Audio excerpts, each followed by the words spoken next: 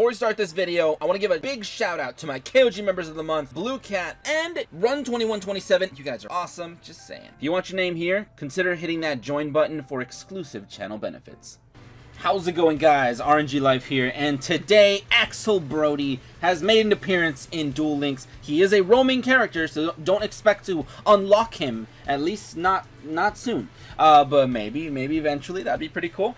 So basically, Axel is here, and he's bringing a few interesting support cards for some decks, mainly just fire decks, to be honest. It's not really volcanic support, it's just fire support. Let's go ahead and get things started. Let's take a look at his rewards. Right now we got the first one, which is Inferno. Pretty cool card. I gotta say, it's a level 4 monster that cannot be normal summoned or set, which is a little bit lame, but fair enough. But it says this card can only be special summoned by removing from play, or banishing, one fire monster from your grave. When this card destroys an opponent's monster as a result of battle and sent to the grave, inflict 750 points of damage to your opponent's life points, which I feel like that was more before. I'm getting that vibe that was 1500 or something before, but you know how Duel Links be cutting down all them burn damage. But cool. I mean, the second effect, meh. But the first effect, though, the first effect looks pretty interesting because you get to special summon him and then overlay, and then yeah, this could possibly give way to a fire type deck that can actually exceed. So, not bad. I guess he also is bringing Pyrorex, the Elemental Lord, but that's nothing new. We've already had this guy in the game, but hey, if you want to get this guy, cool. I don't really want to go into him that much, though. We also got Volcanic Slicer. By the way, I've already gotten a few copies of most of these because I've farmed him like 8 or 9 times. I'm not kidding. I've gotten mostly wins, but like maybe 2 or 3 losses with some decks while I was testing. So yeah, but Volcanic Slicer is alright, I guess. Once per turn, you can inflict 250 points of damage to your opponent. If you activate this effect, this card cannot attack this turn. Whatever. So it's a volcanic monster. I guess it's just extra volcanic fodder, but it's pretty much it. I mean, there's that and then a bunch of other generic, like, fire guys. Like, these guys that have already been in the game for the longest time. So, if you want to get these guys, I mean, I'm not saying any of these guys are that bad. This guy's pretty good. So, yeah, that's pretty much all his rewards. Let's go ahead and actually take a look at the decks that I'm going to be showing off today. Alright, first things first, I did try a Lunalight farm deck, and it did work. But, he has one card that you have to watch out for, and that card is Wildfire. That is a quick play card that is actually really insane. If we would have gotten that card, oh my goodness, things would have changed. But yeah, Wildfire is an insane card. It basically says pay 500 life points, destroy a face-up Blaze Accelerator card you control, and destroy all monsters on the field. Then special summon one Wildfire token, blah blah blah, save 1,000, in attack position he cannot battle. But the thing is, it's a quick play and it blows up all the monsters on board, which is insane, dude. It's a really strong card. So if he hits you with that one while you have, like, I don't know, any of these monsters, he will mess you up. So you have to really be able to bounce back. I can recommend Lunalights if you have the deck. It's the lesser of the 2 options that I'm gonna be showing. Possibly 3. I'm probably going to be skipping the 3rd one, to be honest. But yeah, you could try this deck. It works. I can say it works, but expect to get a few losses because you're going to get jebaited by that Wildfire when he does have it. Alright, so here it is. I'm using Blair with this one just because restart, but I think that's the skill. You don't really need a skill, to be honest, but there we go. Alright, so this is the initial hand. Not that great of a hand, so what I'm doing is going for that first turn fusion, going for that Cat Dancer. Cat Dancer is basically my way of saying, like, okay, I am safe, right? And yeah, I most likely am. I pretty much am, but I can't rely on that card alone. I really cannot. And I'm not battling because at the beginning I was just like, whatever, I don't want to deal burn damage. But you can actually battle, and it's probably recommended that you do battle, because the less Blaze Accelerator monsters that he has, the better. Even though he does have the spells and he can mess with you if he has those. So, right now we're just kind of controlling stuff, drawing, adding cards to hand, and so on and so forth. But he's got the reload. He's got his boss monster. There it is, dude. Volcanic Doomfire, no animation, of course, because yeah, it's not like he's an official character to unlock yet. So, but yeah, it's weirdly enough, this Doomfire was in his own box from a long time ago. But yeah, we get to use this card to draw some cards or search some cards, and cool. That basically extends my plays a little bit further. I can basically say, all right, Cat Dancer is safe for now, kind of.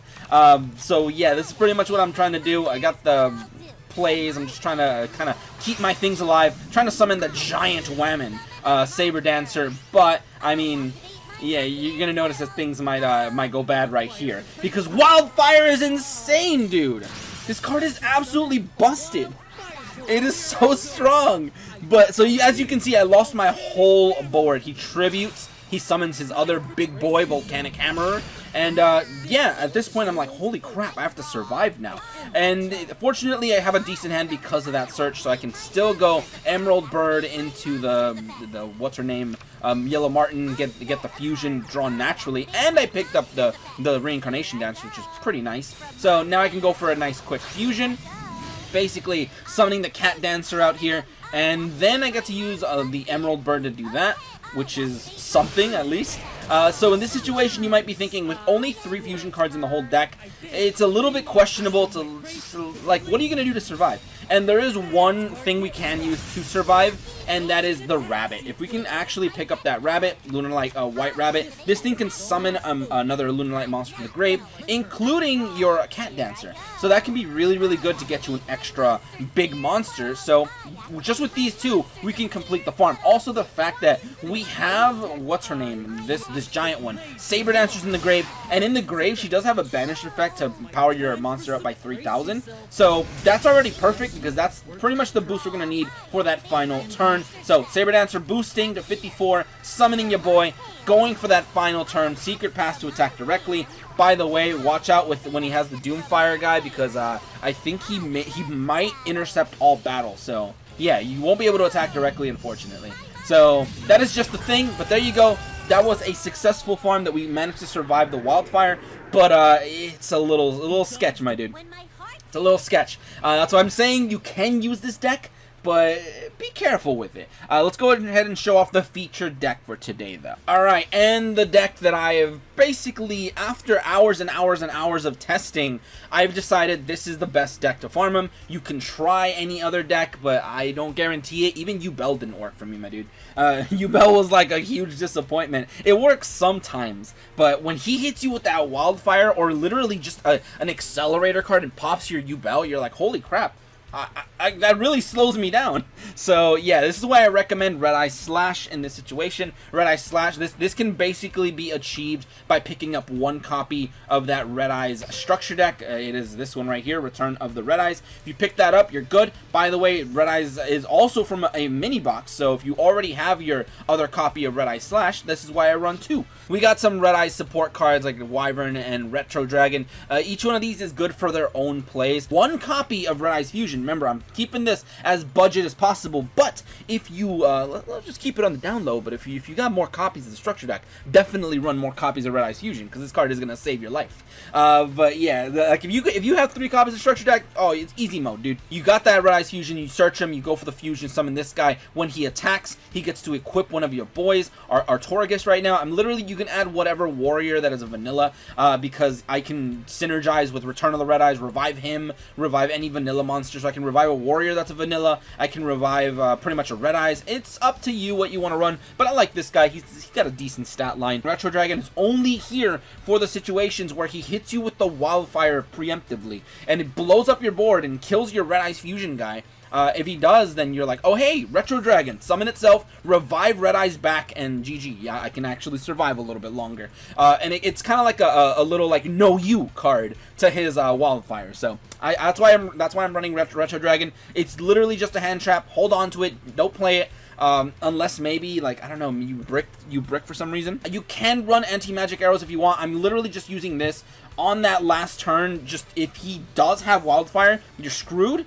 So that's why I'm like, you know what, it's safer to have anti-magic arrows than to not have it. So that's the deck. Let's go ahead and show off the actual farm, though. Alright, so here is the Jaden duel. Jaden is using my Red Eyes deck. So very simple, very easy. Let's go ahead and show off this deck. And pretty much what it does, I like it because they both get a very, very decent amount of like points. So, oh, duel like it, yeah. All right, so this is a good hand because of the fact that we got their Insight. Insight is always amazing turn 1. Guarantees that we get the Fusion. Remember, like I said, got more copies of Fusion. Add them, dude. You're going to need the consistency. So already going for the Red Eye Slash, and this is the most dangerous play you're probably going to be making in the whole game, and it's just first turn Red Eye Slash, pass. Hopefully he doesn't destroy you. Like by having the other accelerator on top of that one and then blowing you up, that would suck. But I really like Slash Dragon because he says no to all his targeting destruction, so that's really nice. And if he were to die, I mean, you can revive Artorigus and at least not get OTK'd, basically. So there he goes. He's going for his defense. And this game was alright. It wasn't the best game I had, but this was a fairly decent game. In testing, this was alright. But yeah, he's got Tri-Blaze. This is why I like Red Eyes, because you can basically say, nah, man, any other deck would have gotten destroyed right here. But this Red Eyes says no to that. Now he's kind of like, oh god, I'm screwed. Let me play my stuff in defense real quick. Also, it does take out the accelerator, so you don't have to worry about Wildfire as much, because it does get it off the board. But we're going for draw power. At this point, I literally just want to get draw power. I want to draw into the trap card as soon as possible, because that trap card is really good to set up all your combos. Once you have the Red Eyes fusion and the trap card, oh, you're all set, dude. You don't have nothing to worry about. And ironically, I drew the trap card, so Return of the Red Eyes is here, meaning I can start setting up my combos. So on his turn, I'm going to be reviving a Red Eyes, and on my, I think on my turn I do it as well. Then I tribute for the Red Eyes Black Dragon because, yeah, you gotta get them, what do you, tribute points? I just did it for the tribute points, just to flex on that score and make it look even higher. But, he's got a scary boy right now with this, Blazing Mars right now. Oh, look at this guy coming out of nowhere. But he's in defense because he's like, I'm afraid of the Red Eye Slash. But Blazing Mars is over here, pretty cool. We're able to take it out, basically discard the useless cards because I drew this card naturally over the Insight, so I didn't get to use Insight. Insight would have been better though because it would have milled the Red Eyes and gotten me the search, so it would have thinned out the deck a little bit faster. Right now I'm going for a Poly just to flex the extra Red Eyes, but remember, you don't need this Red Eyes. This could be a regular Red Eyes. There's no difference to it. It's just I get to use a Prismatic Poly and get a few more points. Basically it. But like I said, you don't need that extra Slash Dragon. You really don't. So right here, we're basically just passing turn over and over. He can recharge all he wants. I'm actually kind of I like the fact that he has this card because that card is kind of good when he'd be decking out. You're like, okay, I'm glad I don't have to worry about decking him out. So yeah, I can't say the same for level 30 though. So now we did that. Last card in the deck happened to be White Elephant's Gift, but yeah, you know the final combo. Going for all them things, and we're going to be able to attack directly. Now, he doesn't have any face-up accelerator cards, so I don't have to worry about Wildfire, but I'll still use anti-magic arrows, just because why not, dude? I have it. So, there you go. That's the farm, and I think that is going to be guaranteed the best farm that you can use. This is like 3 to 5 hours of actual like time and effort spent trying to like grind on this stuff. I did work on another deck, but I'm not going to show that one off because it's pretty much a waste of time. But there you guys have it.